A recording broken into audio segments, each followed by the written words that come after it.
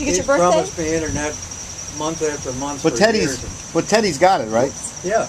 He's got internet and you don't? Yeah. And I've even bought a router just to move it from one end of the house to the other.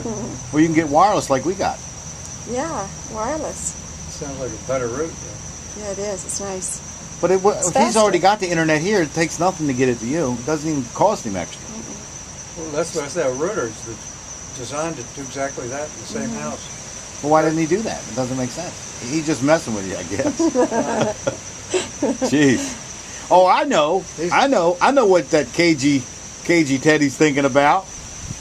Gordon will be in here on the internet too much and not doing the work around here. That's the way he thinks, yeah. And we know what you all do. Right. As long as there's work he doesn't have to do, that's his mode of life. Let someone. Yeah, he's not the most industrious person. Let's put it that way. I think he worked once, but it was so long ago that I can't remember what. I think all the time I was out here, he helped me for 10 minutes one day. We let him cut his own grass. Remember, we used to roll. We worked hard, and I worked pretty hard. I don't know if you thought you didn't always think I worked hard, but I worked as hard as I could before I fell apart. Remember, I was falling apart. Oh, Gordon, I'm not. Even since you saw me, hey man, I'm not better shape now. 180. Oh, look at that. 180. Wow.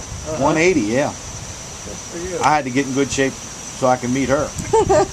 She didn't want no fat boy around. Oh. Well, I was supposed to go in the Senior Olympics next month, and I had to give them up because I had some injuries to the hands. But maybe next year. You want to tell a silly story about what you did to me a month ago yesterday? What did I do a month ago yesterday? You know what? Can't remember. Kissed A you? friend of mine came to pick her up. We were going to go to the dog park. Go ahead, tell the story. Not the bad one. Well, I wouldn't let him take a picture. It has a happy ending. I just wouldn't let him take a picture. Oh, that's all. She just wouldn't let me take her picture. So I didn't care for that very much. So then what happened? Go ahead, tell him. He got mad at me. No, I didn't get mad at that. Go ahead, tell him what happened next. He's a celebrity photographer. When he takes a picture of you, you're automatically. You're famous, that. right? But tell him what happened after that. Go on, tell him. He got mad. No, you did something else after that. What? Shit, what?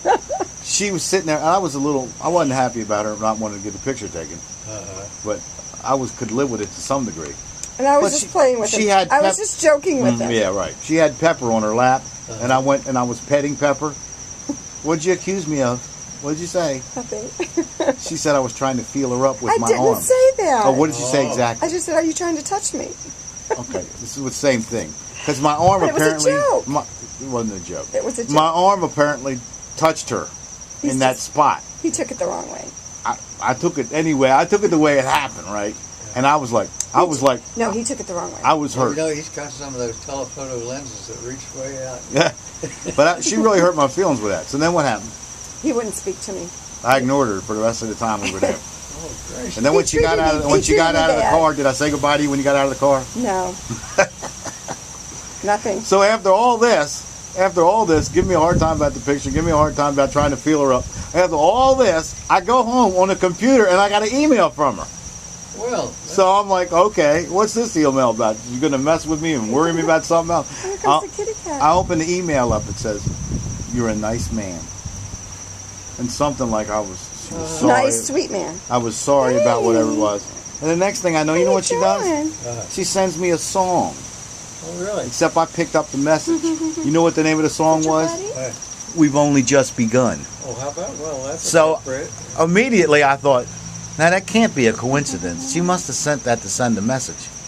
And I asked my buddy Dave, and the first thing he said was, "She sent you the song We Only Just Begun?" I said, "Yeah, Dave, don't that mean something?" He said, "Yeah, it does." I said, "I thought so." He didn't like me. Well, I didn't like it. Well, I liked her as soon as I read that little note. That's nice. Anyway, that was a month ago yesterday, Gordon, and from that moment on, it was on, buddy. You've been good friends since then. And even more. Mm-hmm. But the other part of why it all started, because in May, I wanted to get Pepper trimmed. Get her hair done. And I told Patty I'd do some pictures for her if she could trim Pepper's, So I brought Pepper over, and she just, the way she trimmed her and the care she showed made me think, especially good thoughts about her. And then, like, at one point I said, she said, do you want me to do the nails? I said, no, don't worry about the nails, but she did the nails. And she said, do you want me to give him a bath? No, don't worry about the bath, but she gave her a bath. So, I mean, she gave so much help, so much care and love to the dog. Of course, that's my baby, so if you're good to the dog. So all of a sudden I started thinking about her, that was on Mother's Day. Uh-huh. Isn't that funny? Girl. Oh, he's a boy cat, yeah. But is it a Manx? Manx. Oh, he's a Manx, and so is his sister. Yeah. Manx. What's a Manx? No tail. No tail. It's a cat from the Isle of Man. The Isle of Man. In between England and Isle of Man? Ireland, there's the Isle of Man. Huh. And all the cats with no tails. Born with no tails. Really? But his sister's around, and she's... Same color? Doesn't look a bit like the brother. Really? You're cute. He's sweet. You're sweet. Uh-huh. Yeah, he loves people.